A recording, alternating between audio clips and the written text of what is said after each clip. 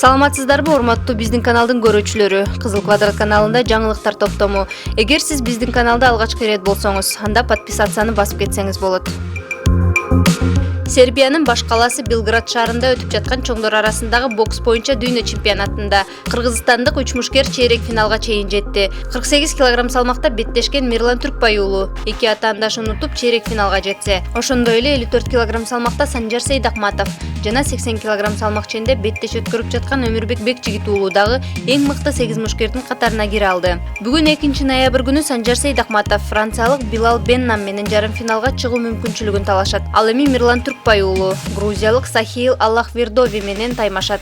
Ал эми Өмүрбек Бекжигит уулунун атаандашы азырынча так белгисиз.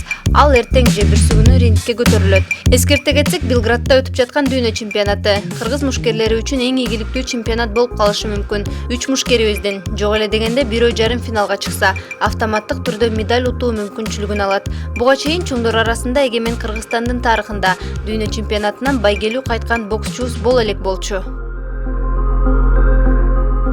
Президенттик администрациянын маалымат кызматы өлкө башчы Садыр Жапаров баштаган делегация Глазго шаарындагы саммитке жеке учак жалдап кеткенин тастыктады. Билдирүүгө ылайык, президенти ташыган номер 1 борт Евро биримдиктин жана Улуу Британиянын техникалык нормаларына дал келбегендиктен кыргыз тарапка мындай самолет менен келүү мүмкүн эместиги маалымдалган. Улуу Британия королдугунун жана Түндүк Ирландиянын талаптары боюнча Кыргызстандын делегациясына Глазго шаарына жеке учак менен баруу чечими кабыл алынды деп айтылат маалыматта. Эске салсак, мамлекет башчысы иш сапарынын алкагында БУнун климаттын өзгөрүүсү жөнүндөгү алкактык конвенциясынын 26 конференциясына катышат жана дүйнө лидерлеринин саммитинде кайрылуу жасайт. Кыргыз делегациясы Глазгого 31 октябрда барган.